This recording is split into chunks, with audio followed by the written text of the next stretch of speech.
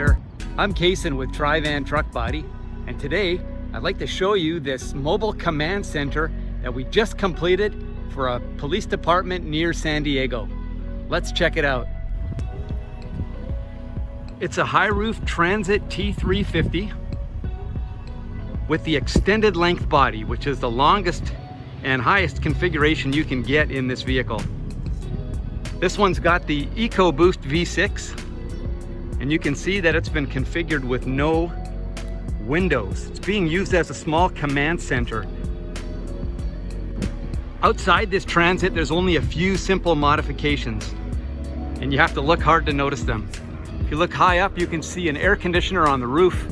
We've also got a Fiamma awning on the right side that comes out about 8 feet.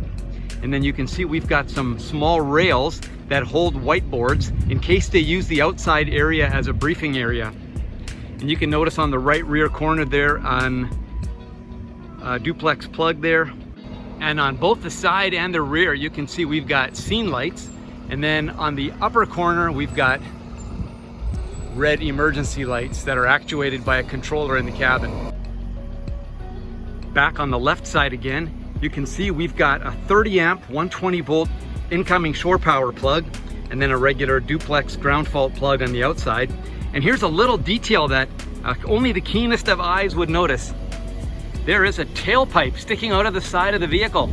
That's for a 5,000 watt gas generator that sits right behind this wall here. It's accessible from the inside, but we've done a nice install on that. You can't see it at all from the outside. And from the front, it looks just like most other Transits outside, except we've got emergency lighting in the grille, as well as some eyebrow lights right at the top of the windshield. You probably can't even see them in this video. The driver's area is pretty much standard for Transit. These are great vans, by the way, except that we've added siren controller and we've connected to the auxiliary upfitter switches. From the back of the van, you get a good sense of what the layout is like. We've got room for 3 people to work at this work surface with whiteboards above, individual plugs, each of which have USB charge ports, comfortable boat seats here, or marine seats, and then behind it, a bench area with lots of storage underneath. There's a fridge at the right rear corner. And then here we've got whiteboards that are intended to be used at the outside of the van. I mentioned earlier that we've got those rails on the sidewalls outside, and those are intended for these to be mounted on.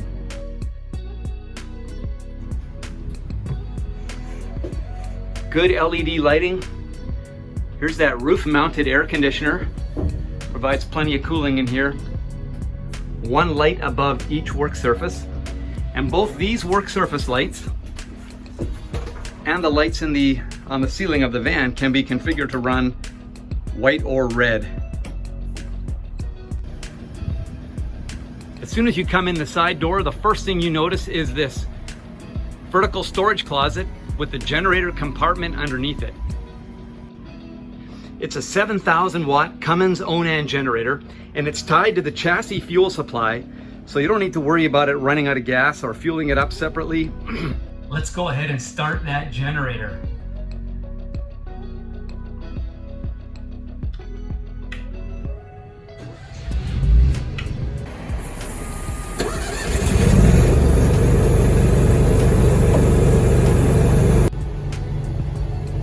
I realize it's tough to tell on a video what the sound level is inside here, but the generator is running like a well-oiled machine under there, and you can have a regular conversation in here.